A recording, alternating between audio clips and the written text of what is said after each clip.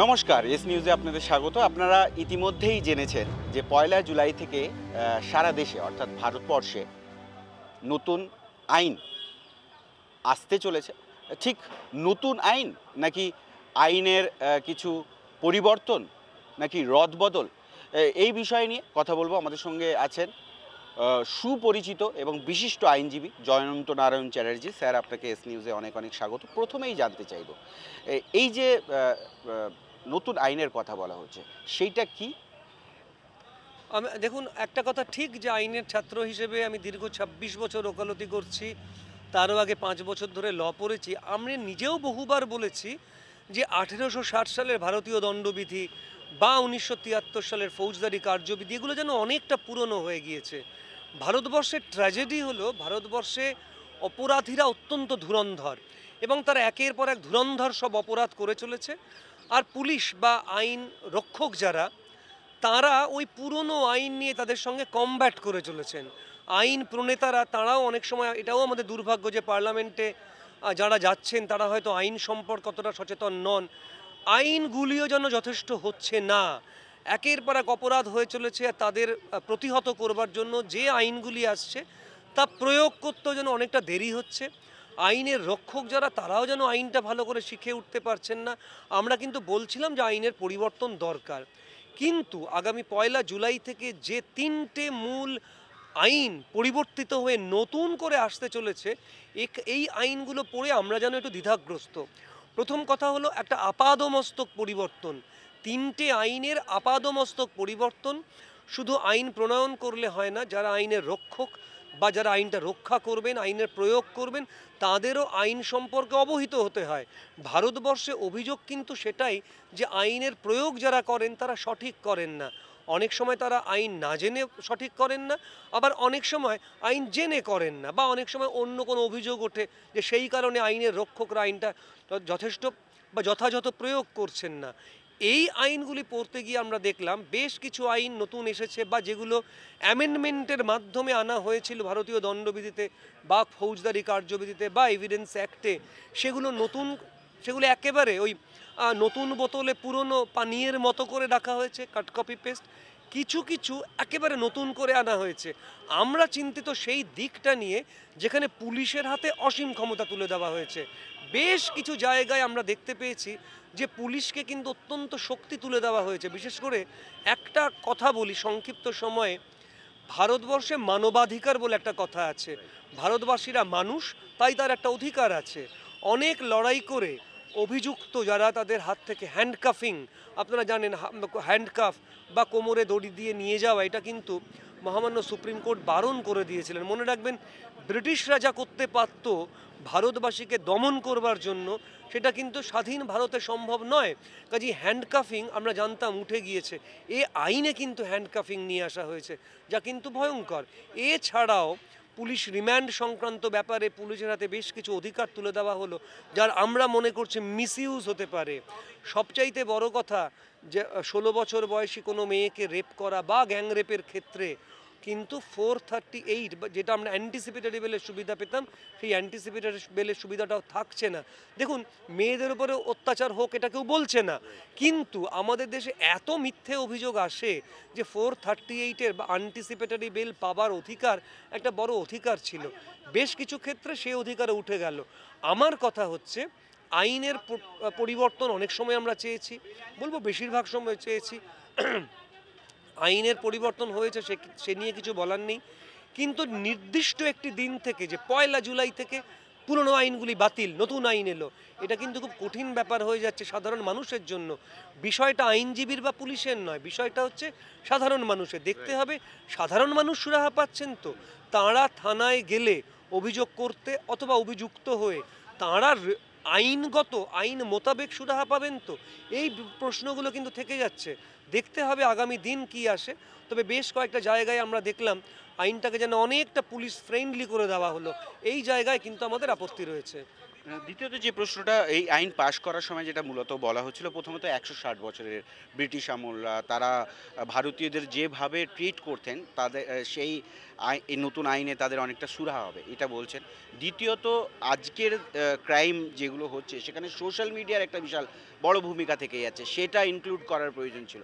আপনার কি মনে হয় যে পুরানো আইন কি যথাযথ বা উপযুক্ত ছিল না? দেখুন, পুরনো আইন ছিল, সেগুলোও কিন্তু মানুষের প্রয়োজনে ছিল।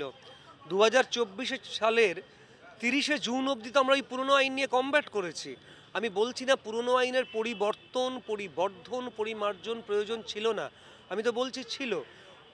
পরিবর্তিত হলো, পরিবর্ধিত হলো, পরিমার্জিত হলো, আমার কিছু বলার নেই। কিন্তু বেশ কিছু জায়গায় নতুন করতে গিয়ে আমরা আইন রক্ষকদের হাতে এতটা ক্ষমতা তুলে দিলাম, আমি মনে করছি অভিযুক্ত যারা, দেখুন আমাদের দেশে এত মিথ্যে অভিযোগ আসে। আপনারা আমার সঙ্গে একমত হবেন যে 498-এ, পক্সো, SC/ST অ্যাক্ট, এইসব ক্ষেত্রে এত মিথ্যে অভিযোগ এসছে যে এই আইনগুলির কিন্তু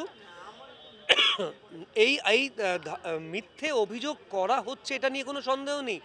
বারবার আমরা দেখেছি মহামান্য হাইকোর্ট বলছেন, মহামান্য সুপ্রিম কোর্ট বলছেন যে মিথ্যে অভিযোগের সংখ্যা বাড়ছে, যার জন্য 498-এ আজ তার ভেনাম হারিয়েছে, পক্সো অ্যাক্ট তার ভেনাম হারাতে বসেছে, SC/ST অ্যাক্ট নিয়ে চিন্তাভাবনা হচ্ছে। অর্থাৎ মিথ্যে অভিযোগের হাত থেকে আমরা কি করে বাঁচবো? আমরা একদিকে যেমন ভিকটিমকে সুরাহা দেবো, এটা ঠিক, একদিকে অ্যাকিউজড তিনি আবার সুরাহা, ভিকটিমকে সুরাহা দিতে গিয়ে তিনি না অধিকতর ক্ষতিগ্রস্ত হন, সেটাও কিন্তু দেখতে হবে। কারণ ভারতবর্ষে মিথ্যে অভিযোগ আসে, ভারতবর্ষে আইনের রক্ষক যারা তারা অনেক সময়ই ওই মিথ্যে অভিযোগগুলোকে গুরুত্ব দিয়ে সাধারণ মানুষকে টেনে হিঁচড়ে জেলে নিয়ে গেছেন, এ উদাহরণও ভুরি ভুরি। কাজেই আমরা এখনও ভয় পাচ্ছি, তবে দেখা যাক ভবিষ্যৎ কি বলে। একদমই তাই। আরেকটা যে বিশেষ করে আপনার কথায় যেটা উঠে আসছিল যে ধরুন এতদিন ধরে যে বিচার প্রক্রিয়ায় বা যে ধারাগুলোতে একজনা আপনারা লড়ছিলেন তার জন্য, হঠাৎ করে ১ জুলাই থেকে ধরুন পুরানো কোনো মামলার কোন আইনটা বলবৎ হবে? নতুন আইনটা বলবৎ হবে? কিংবা ধরুন আজকে যার সাথে ক্রাইম হয়েছে কোনো, সে হয়তো ৫ দিন পরে কিংবা ১ জুলাইয়ের পরে গিয়ে কোনো অভিযোগ করলো, সেইটার সুরাহা কোথায়? দেখুন, যদি কন্টিনিউইং অফেন্স হয় তাহলে নিশ্চয়ই যেদিন তিনি অভিযোগ দায়ের করবেন সেই দিনটাই ধার্য হবে, অর্থাৎ ১লা জুলাই। আপনি আমাকে একটু আগে একটা কথা জিজ্ঞাসা করেছিলেন সাইবার ক্রাইমের কথা। এই আইনের ভালো দিকও আছে, যেমন ধরুন 161 স্টেটমেন্ট যেটা পুলিশের কাছে দেওয়া হতো, সেটা এই আইনে ওই একইভাবে লিখিত বয়ান যেমন রইল, ঠিক তেমনি অডিও ভিজুয়াল মাধ্যমটাও রইল। অর্থাৎ অডিও ভিজুয়াল মাধ্যমেও কিন্তু পুলিশ এখন থেকে স্টেটমেন্ট রেকর্ড করতে পারবে। একইভাবে বেশ কতগুলি দিক আনা হয়েছে যেগুলো কিন্তু সাইবার টেকনোলজিকে কাজে লাগিয়ে, অর্থাৎ সাইবার টেকনোলজিকে কাজে লাগিয়ে দুটো জিনিস মনে রাখতে হবে। একটা অভিযোগ এলো, অভিযোগের সত্যতাটাও কিন্তু দেখতে হবে। শুধু একজন মানুষকে অভিযুক্ত বলে দাগিয়ে দিলে তো হবে না, সত্যি সত্যি তার বিরুদ্ধে অভিযোগটা যথাযথ কিনা সেটাও কিন্তু দেখতে হবে। অর্থাৎ ইনভেস্টিগেটিং অফিসার ইনভেস্টিগেট করবেন, চার্জশিট দেবেন, তারপরে বিচার চলাকালীন পাবলিক প্রসিকিউটর তিনি একজন অভিযুক্তকে দোষী অথবা তিনি নির্দোষ প্রমাণিত হবেন। দেখতে হবে এই পদ্ধতিগুলি যেন সঠিক যায়। আইনজীবীর অসুবিধা হচ্ছে কিনা সেটা বড় কথা নয়, আইনজীবীর চাইতেও সরাসরি সম্পর্কযুক্ত থাকেন সাধারণ মানুষ পুলিশের সঙ্গে, অর্থাৎ পুলিশ সুরাহা দিতে পারবে তো। এমনিতেই এ অভিযোগ ওঠে যে সাধারণ মানুষ যখন দৌড়ে কোনো অভিযোগ দায়ের করতে থানায় যাচ্ছেন তখন পুলিশ অভিযোগ নিচ্ছে না। এই আইনগুলি কার্যকরী হবার পরে পুলিশের সঙ্গে সাধারণ মানুষের সম্পর্ক ভালো হবে তো, পুলিশ আইনটা বুঝতে পারবেন তো, সাধারণ মানুষকে তারা সুরাহা দিতে পারবেন তো। আমার কথা হচ্ছে এই যে একদিনে আপাদমস্তক পরিবর্তন, এটা সম্ভবত সাধারণ মানুষকে খুব একটা স্বস্তি দেবে না। সুবিধা অসুবিধার কথা বলছিলেন, আমি আবার প্রশ্নটা একটু রিপিট করব। যেটা হচ্ছে যে ধরুন যার আইন প্রক্রিয়া চলছে ১ তারিখের পর থেকে তার কোন নিয়মে বা কোন আইনে তার আইন প্রক্রিয়া চলছে? এটার উত্তর আছে, যে আইনি প্রক্রিয়াগুলি চলছে সেগুলি কিন্তু পুরনো প্রক্রিয়াতেই চলবে। ১ তারিখের পর থেকে যাবতীয় অভিযোগ গ্রহণ করা হবে নতুন আইনে, এবং ১ তারিখের পর থেকেই তো কোনো বিচার শুরু হবে না। বিচার শুরু হতে একটু সময় লাগবে, কারণ সবে অভিযোগ দায়ের হতে শুরু করবে ১ তারিখের পর থেকে। অর্থাৎ পুরনো যে আইনগুলি ছিল, যে পদ্ধতিগুলি চলছিল, যে বিচারগুলি চলছিল, যে ইনভেস্টিগেশনগুলি চলছিল পুরনো আইনে ১ তারিখের আগে, সেগুলো কিন্তু পুরনো আইনেই চলবে। ১ তারিখের পর থেকে নতুন পদ্ধতিটা গ্রহণ করা হবে। যে অভিযোগ দায়ের করা হবে ১ তারিখের পর থেকে বা ১ তারিখ থেকে, সেগুলি কিন্তু নতুন আইনে হবে এবং তার বিচার ওই নতুন আইনেই হবার কথা। অসংখ্য ধন্যবাদ ধন্যবাদ আমাদের সঙ্গে আপনাকে। কথা বলার জন্য। ফলে বিশিষ্ট আইনজীবী জয়ন্ত নারায়ণ চ্যাটার্জির সঙ্গে কথা বলছিলাম নতুন আইন যেটা 1 জুলাই থেকে সারা দেশব্যাপী চালু হয়ে যাবে, লাগু হয়ে যাবে, অর্থাৎ ভারতীয় ন্যায় সংহিতা 2023।